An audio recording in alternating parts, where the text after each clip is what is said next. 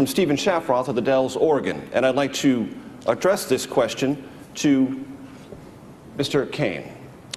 Stephen writes, I served on an aircraft carrier during the Vietnam War. I believe that torture is always wrong in all cases. What is your stance on torture? I believe in following the procedures that have been established by our military. I do not agree with torture, period. However, I will trust the judgment of our military leaders to determine what is torture and what is not torture. That is the critical consideration. Mr. Cain, of course, you're familiar with the long-running debate we've had about whether waterboarding constitutes torture or is it an enhanced interrogation technique. In the last campaign, Republican nominee John McCain and Barack Obama agreed that it was torture and should not be allowed legally, and that the Army Field Manual should be the methodology used to interrogate enemy combatants. Do you agree with that, or do you disagree, sir? I agree that it was an enhanced interrogation technique. And then you would support it as president? You would return to that policy? I would return to that policy. I don't see it as torture. I see it as an enhanced interrogation technique.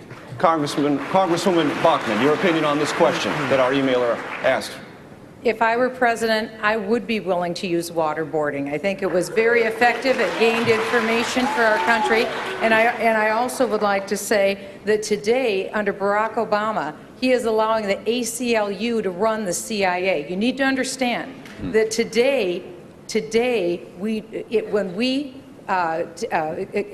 interdict a terrorist on the battlefield, we have no jail for them. We have nowhere to take them.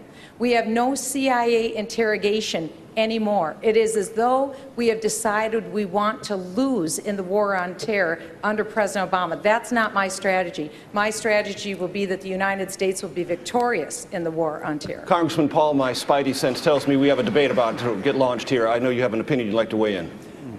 Yes. Torture is illegal, and by our laws, it's illegal by international laws. How do you define torture, sir? Well, waterboarding is torture, and many other things.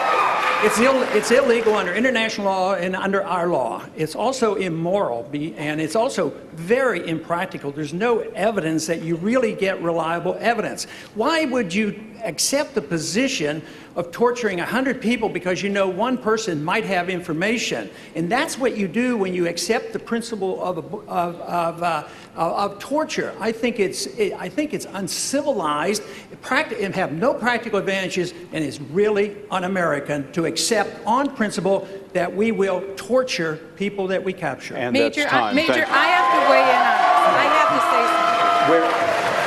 I have to say something. I'm sorry, Congresswoman, just a moment, if you would, please. Let's give Governor Huntsman an opportunity to take 30 seconds on that question. Gets a little lonely over here in Siberia from time to time. Tell me about it. First of all, let me thank the sailor on the ship. I have 2 boys in the United States Navy, and all they want to do is go on to fight, protect, and defend the great freedoms that we share in this country.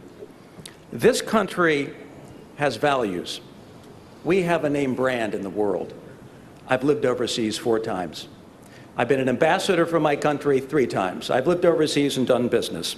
We diminish our standing in the world and the values that we project, which include liberty, democracy, human rights, and open markets, when we torture. We should not torture.